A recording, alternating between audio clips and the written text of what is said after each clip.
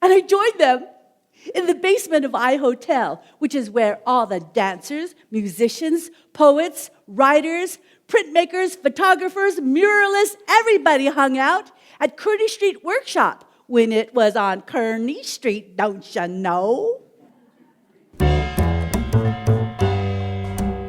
We were revolutionaries, making new statements about what it meant to be black, brown, yellow, and red in America.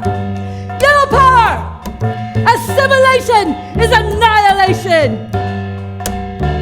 And we were holding it down for El Robles and the Monong. Filipino bachelors who had sweated for this country, fought for this country, and at the end of their lives were all alone because it was illegal for them to get married outside their race. But Filipino women weren't allowed to immigrate here.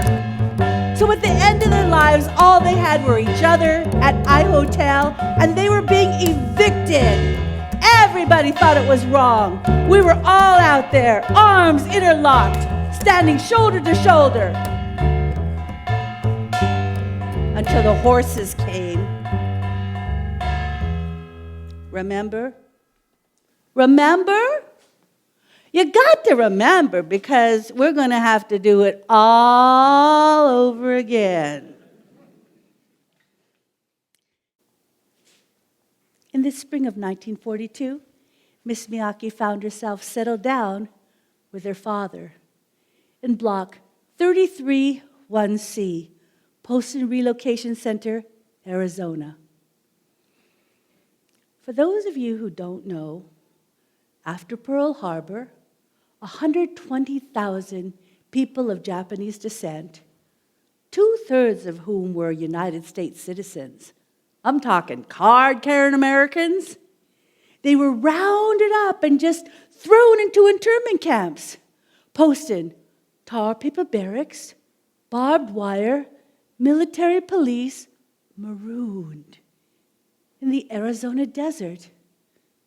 Still, every morning, Miss Miyake would get up and do her exercises. Da, da, da, da, da, da, da. One time, when Mark was touring in Europe, I joined him in France, and we went over to Brière, which was liberated by the 442nd. And I went into a cafe, and I told the man behind the counter, "Son père, quatre deux." He understood me.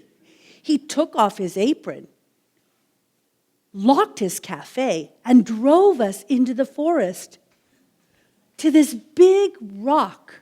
And it had a bronze plaque on it.